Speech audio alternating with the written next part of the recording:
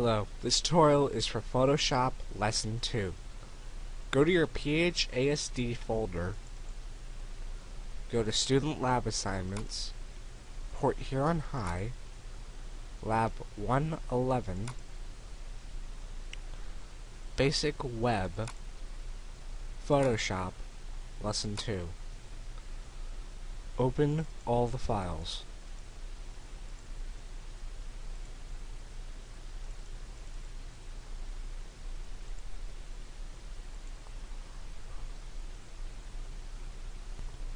Now go to your eraser tool and right click on it, select Magic Eraser Tool, and set your tolerance to about 22.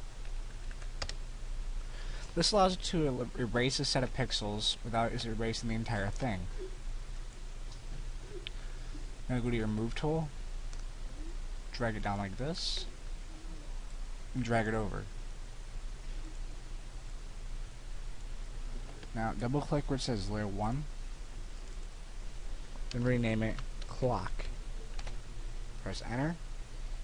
First I want you to click on the eyes of the bearing and the gauge. Now drag the clock layer all the way to the top and then drag it to the corner. Now select your clock layer, go to opacity and set it to about 50. Using the slider bar can be good if you don't know what you're going for yet, but you have an idea. If you already really know what you want to set it to, you can go up to where it says 50% and type in what you want, like so.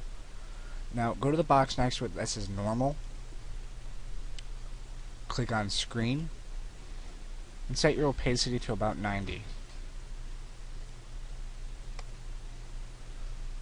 Now, if you have your, make sure your move tool is selected, move it down to the corner.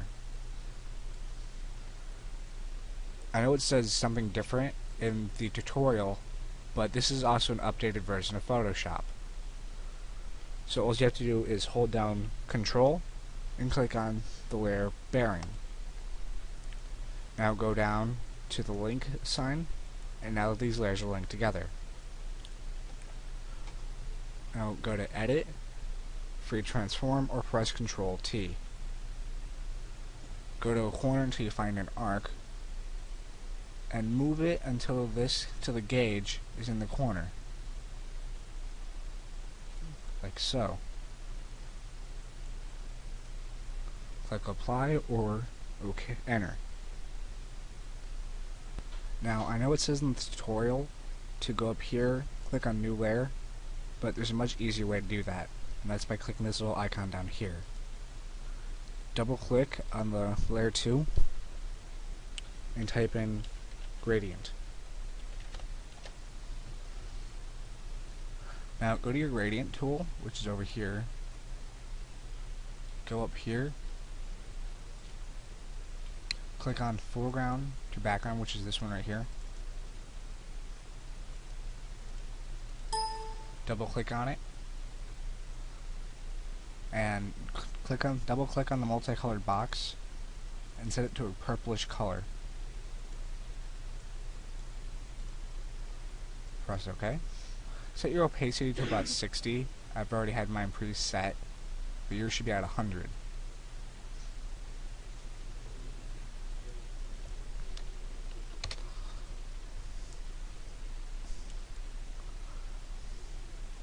Now click about right here and drag it all the way over until it's equal.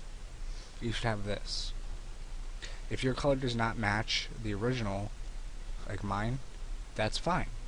It doesn't need to. You just need to show that you know how to do it. Now go to your layer palette and select your clock layer. Then go to your text tool, which is over here. Select that. Make sure that your foreground color is set to black. These are known as your foreground and background color palettes, by the way.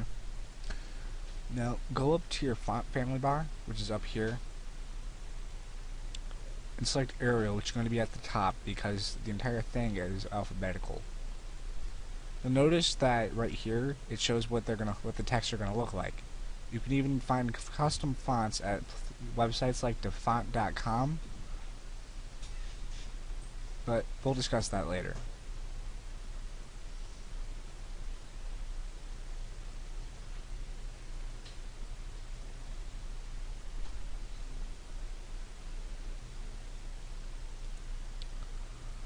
What we want is this, Arial.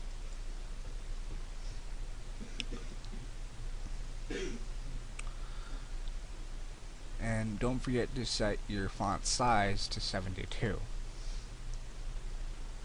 Click in the left hand corner and type in Z999.